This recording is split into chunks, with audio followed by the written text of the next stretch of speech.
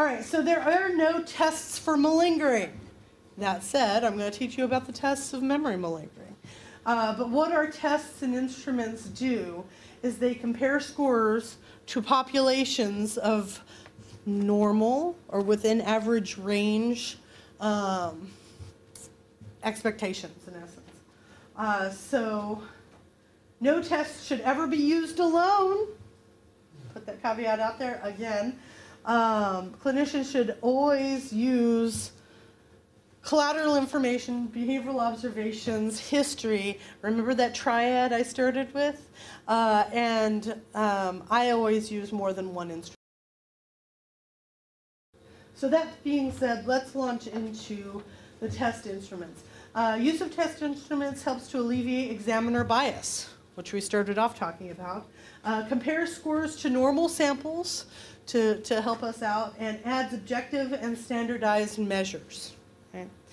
There are really 6 detection strategies for looking at malingering. The 6 detection strategies. The floor effect. The floor effect. Individual fails at tasks on which even grossly impaired persons are likely to succeed. An example of this, you don't have this in your slides, an example of this is the Ray 15 or the FIT test, and we're going to talk about those in a little while. The Ray 15 is the FIT test, 15-item test. The curve method, which is based on a number of easy items failed and difficult items passed. An example of this is the VIP, Validity Indicator Profile, which we're going to go into. Magnitude of error, which is type of wrong answers given. For example, if a client is given Gansner-like responses or near misses, you can start suspecting that they're malingering. You always want to rule out the Gansner stuff, but think of malingering. Also, symptom validity testing with regard to forced choice tests. A person that performs lower than chance. This would be an example of the test of memory malingering, or the TOM.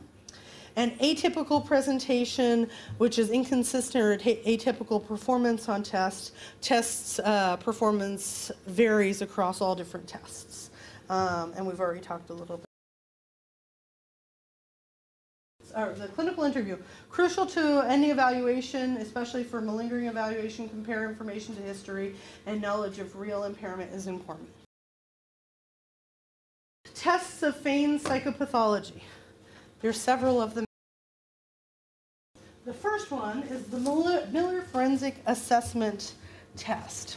And the MFAST is a screener. It's a screening tool.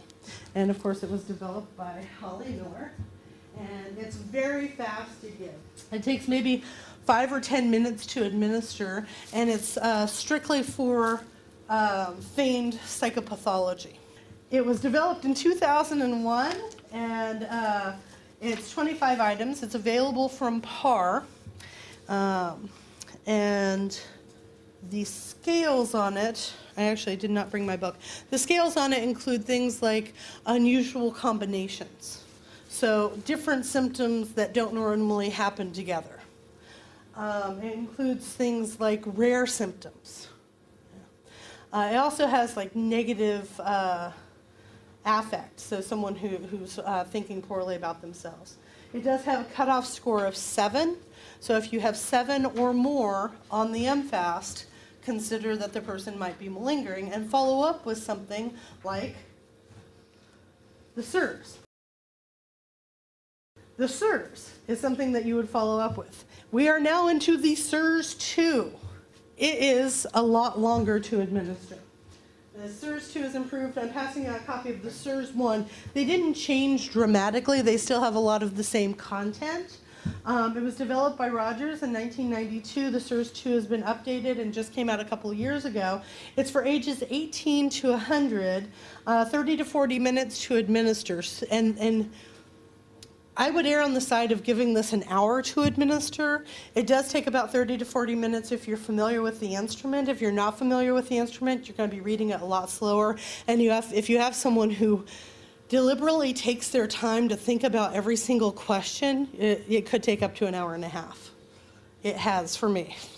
It has 8 primary scales. and it has 172 items. It's specific for assessing feigned psychosis, and there is a Spanish version that's available. So these are the different scales: rare symptoms, symptom combinations, improbable symptoms, blatant symptoms, subtle symptoms. All of these different scales are outlined in the user's manual. And when you give this and you actually score it, you can go to the user's manual, which has beautiful description of each of the different scales. And it goes something like individuals with elevated scales on the blatant items or blatant symptoms index usually endorse symptoms that are overt and suggest that they're over-endorsing symptoms of psychosis. It's a lot more eloquent than I just put it. In any case, it gives you a little blurb that you can actually use in your report. And you can say, Mr. Doe, and then just kind of copy the verbiage that's used there. The SIMS is actually a new instrument that I've been using. It's also a screening device, and is one of the few things that are out there that actually look at neurological and amnestic impairment. So it's a great screener, but again, it's just a screener. And yeah, you can open it up if you want. It's got a carbon copy, so you actually tear off the side, open it up, and the scoring for it is inside of it. And you just kind of add up the rows. It's one of those. Fifth grade reading level or more. Now the last two are instruments, the MFAST and the SIRS. You read to the person. They're structured interviews. This thing you just give to people and say, here, fill it out. And so they go through, and it's something that they can do. Hence the fact that you actually have to tear it apart to score it so that they can actually see the scoring. But you can give it to them. It takes about 10 to 15 minutes to administer unless the person takes their time with reading.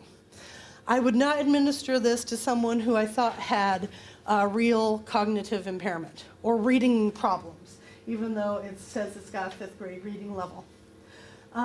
It was developed by Smith. It's available from PAR, and there are computer scoring for it, and it looks at psychosis, neurological impairment, amnestic disorders, low intelligence, and affective disorder. That said, I wouldn't give it to someone who had any kind of reading problems. I also wouldn't give it to someone who was English as second language. And again, it's just a screener. So if you have any elevations on this, look at other instruments or other things to see if they have a consistency of the elevation.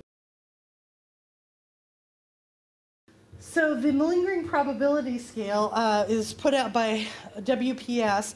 I actually don't know very much about it, and I don't have permissions to showcase it here.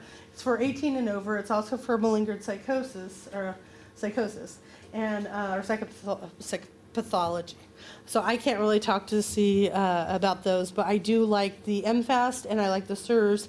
And if someone in their clinical interview has endorsed a lot of psychopathology, I'll skip the MFAST and go straight for the SIRS.